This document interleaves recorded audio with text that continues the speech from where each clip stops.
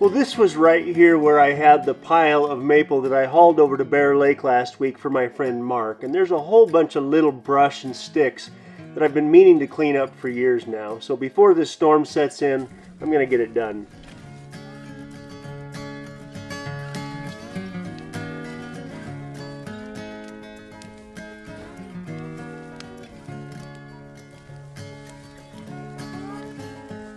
This is right up against the lower part of the new big deer pen, and for a number of years I've been thinking about putting in a few campsites right here. And I think once I get all this cleaned up, I'm going to use the excavator and carve those campsites out.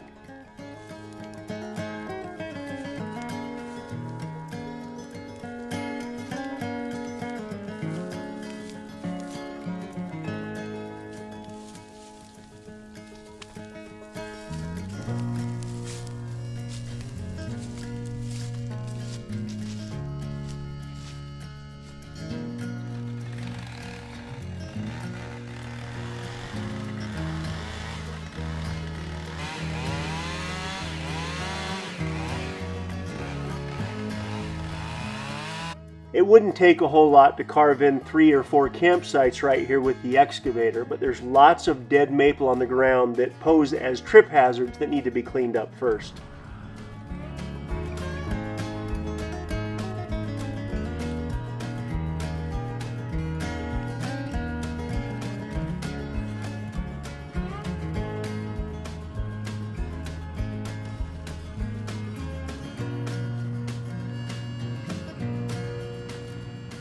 There's also some firewood in here that I'm going to need at some point this winter, so I'm not only burning the brush that would potentially be a trip hazard, but also anything big enough to use as firewood I'm stacking up and setting aside to be burned later this winter.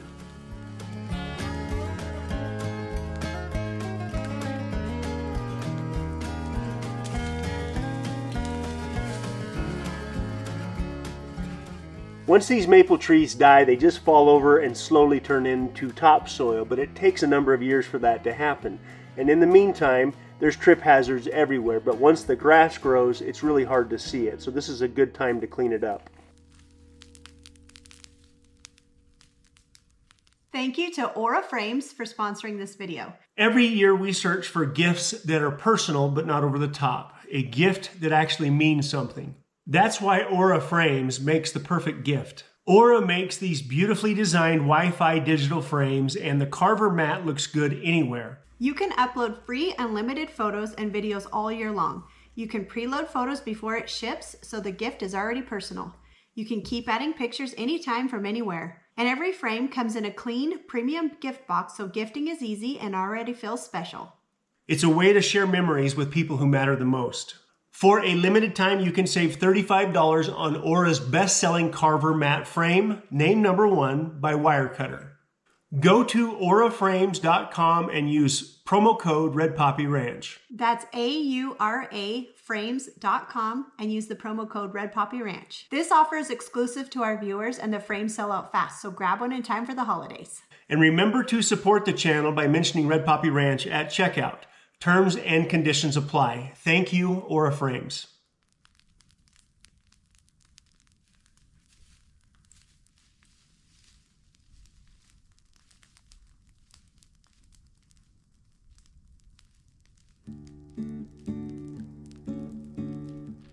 You can see from this angle right here that parking would be just down below from where these campsites would be, so it really is a perfect place to do this.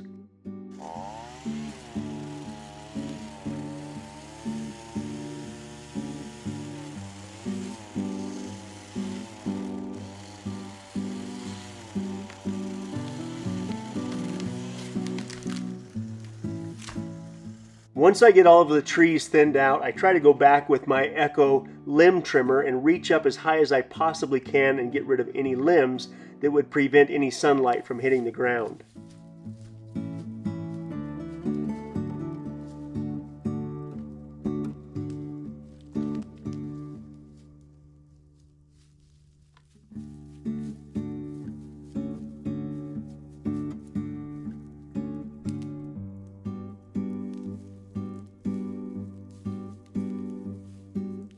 It's been probably 4 years since I've thinned any trees right here, and you can see all of the grass that has come up in the meantime. So I know that once that sunlight hits the ground, there's a lot of seed already in the soil just waiting to come up.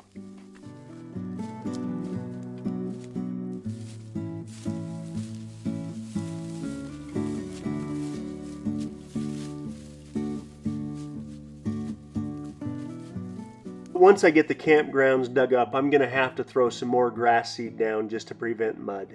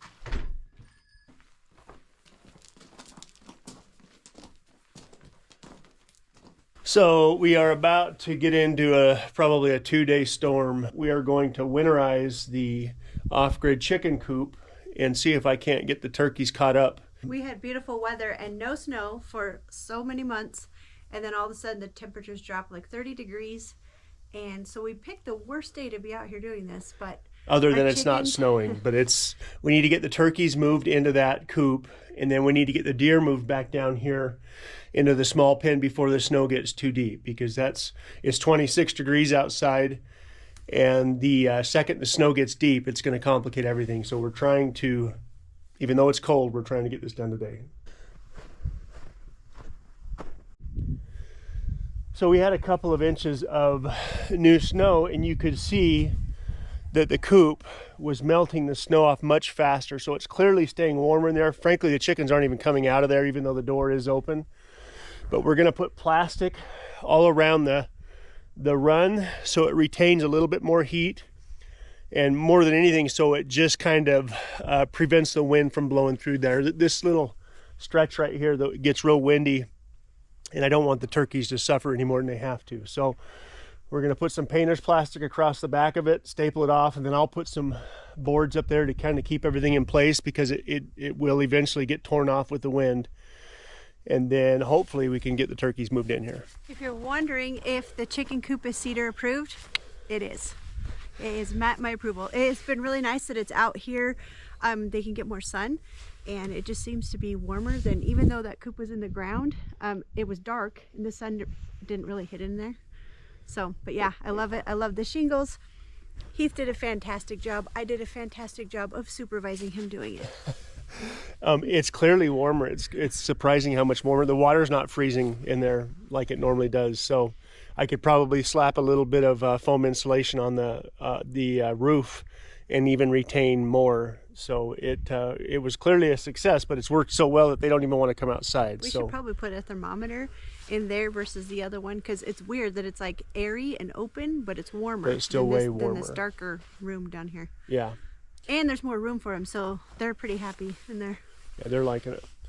We've never had a coop with sand in it before, so I got me a handy dandy $12 rake the other day to kind of just clean out the chicken poop and stuff that's in there. So I get to do the fun job today, but I usually just clean it with a shovel. The last coop we had down here, but and then just clean out the sawdust and stuff that's in it. I try to do it like once a week because it gets really bad really fast, especially with 28 hens, but this will be interesting. See how it goes.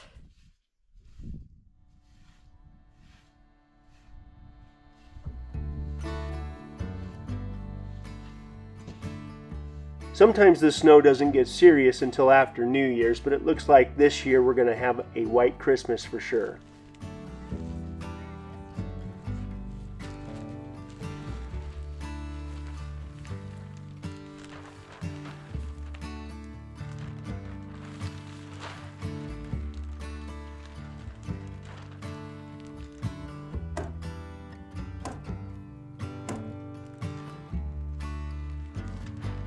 So using some leftover painter's plastic, the goal is to turn the chicken coop run into a bit of a greenhouse for the turkeys. And I'm hoping that the new solar automatic door is not too big to let the hens into the chicken coop. But I'm a little bit worried they're going to be able to get into the coop too.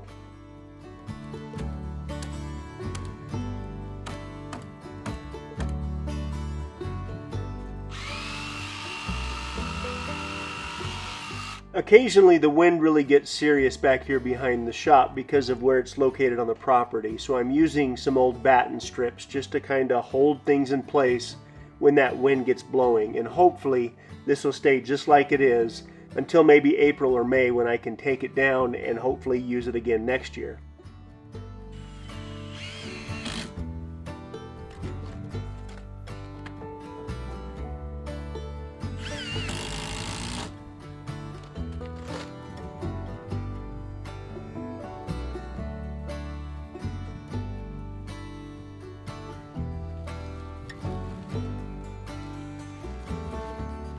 We eat a lot of eggs around our place, and all of the effort that I've put into this off-grid chicken coop, along with adding this painter's plastic to make it even more comfortable for them, hopefully pays off over winter, when normally we don't get very many eggs at all. So if it raises the temperature just a few degrees in here and causes the chickens to lay a few more eggs, then that's time well spent.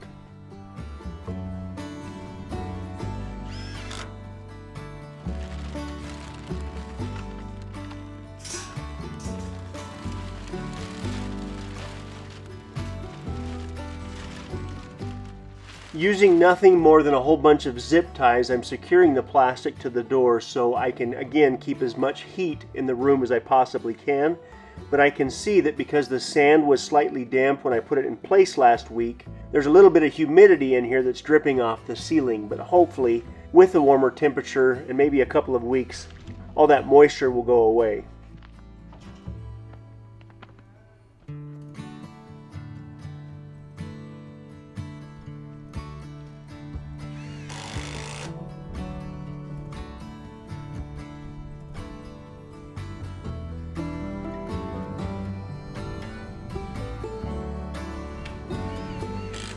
Now that the front side facing the deer pen is now sealed with the painter's plastic as well, that buttons everything up tight, and we're going to have to watch and see just how much of a difference this makes. But clearly this is going to retain more heat than it would if it was open.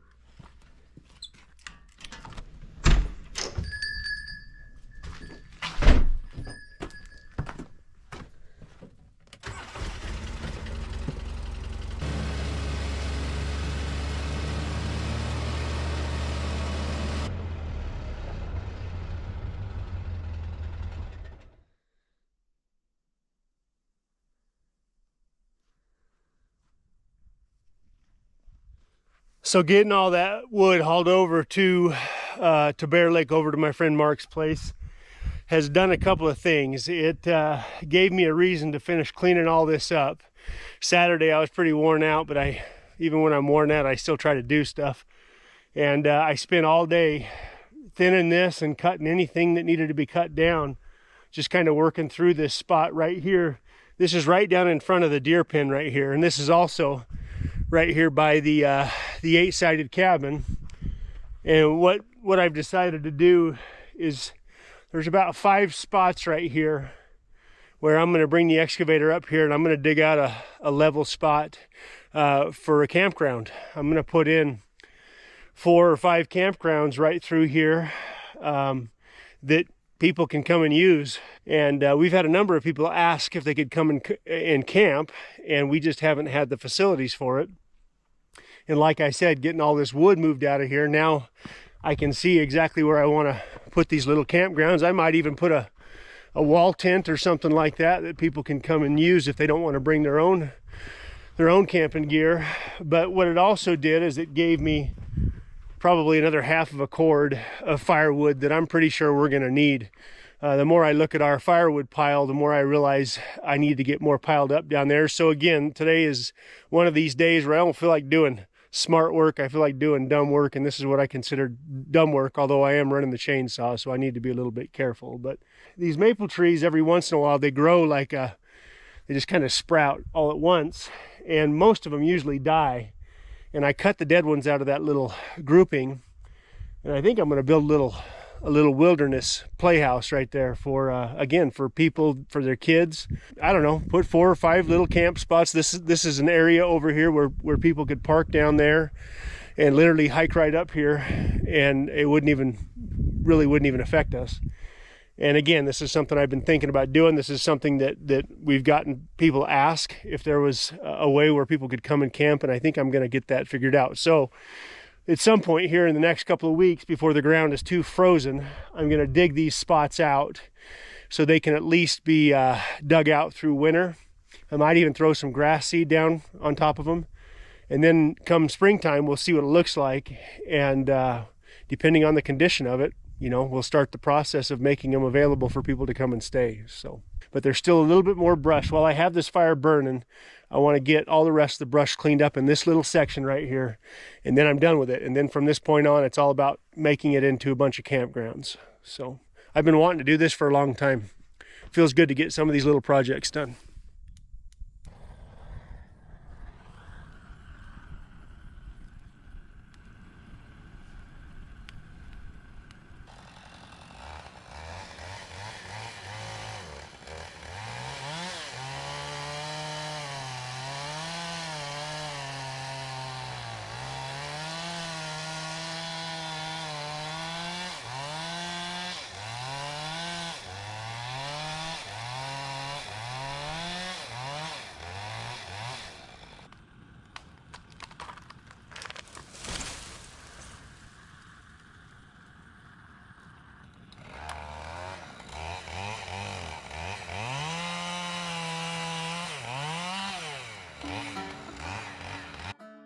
So I've tried to remove basically any trees that are leaning towards the fence that could potentially fall down on the fence and do too much damage to it.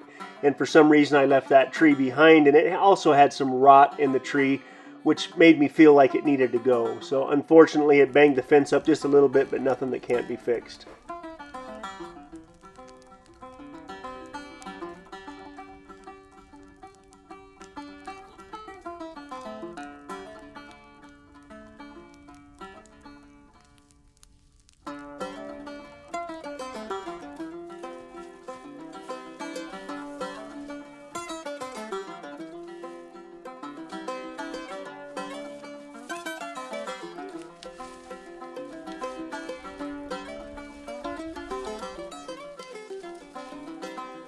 The crazy part about buying a piece of land where nobody has ever tried to do what we're clearly trying to do here with it is that nobody will ever fully understand just how much time it takes and how many miles I've likely walked picking up pieces of brush and sticks and things that get burned.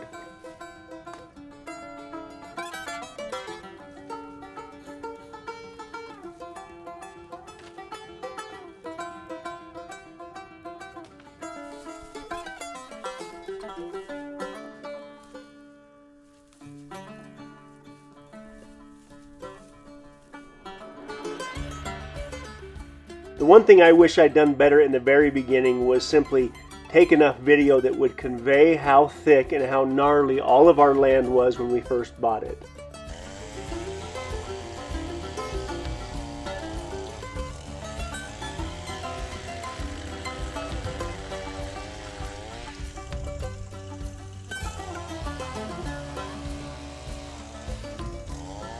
One of the things that YouTube has given me over the years is the time to do stuff like this, because at the end of the day, the average person probably doesn't have the amount of time that it takes to start from scratch with a heavily treed piece of property like ours.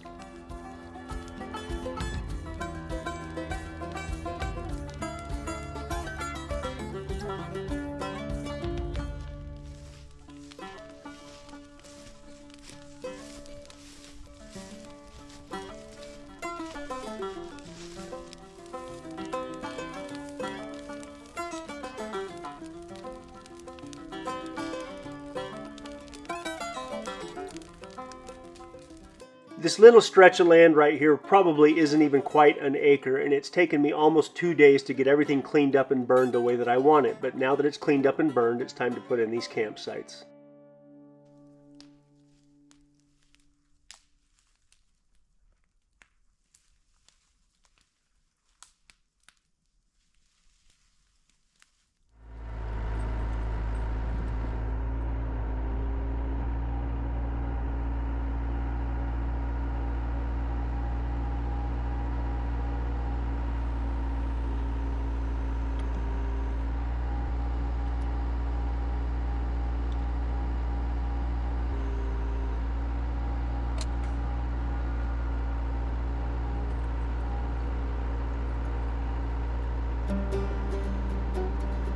Well, the snowstorm is almost here, and we've gotten a few inches of snow already, but before the snow gets too deep, I want to get all of this firewood hauled down to where I can cut it up into pieces that will fit into our wood stove, and then get it split so it can be drying until we need it.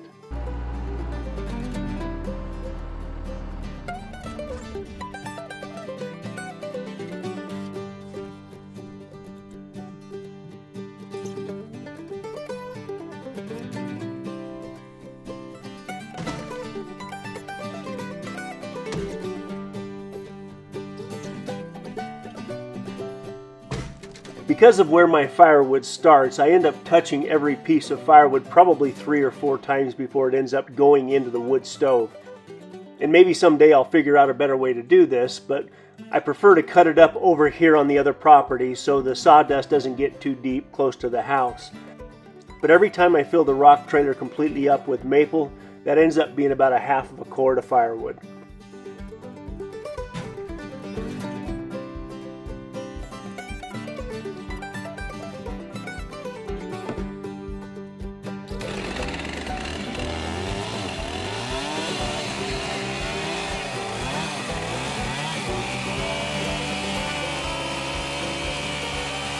So I haven't quite decided if we need somewhere between 2 and 3 cords to get through an entire winter, or maybe even somewhere between 3 and 4 because of what I'm going to eventually burn in the little wood shop. But the bottom line is, between what I have over there by the house and this right here, I maybe only have 2 solid cords of wood, which again still isn't enough, and hopefully I can round up another cord or 2 before the snow gets too deep.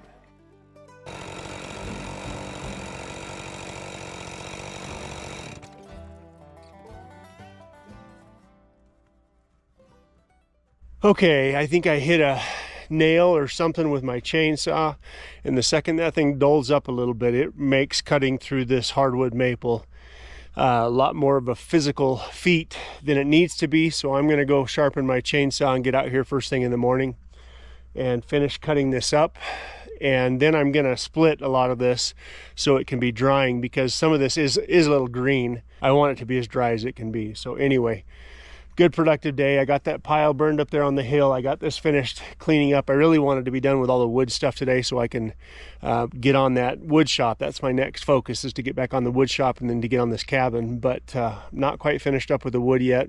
But this is something that's pretty important to my family, and I don't want to run out of wood. That's ultimately what this comes down to. So from this point on, the problem is I've thinned everything that's easily accessible, and from now on it's going to take more work to bring wood down the side of the mountain as I need it. So I have more firewood way up on the hill that if things get real serious, I could go up there and get. But I think this will be enough to get us through till early spring. So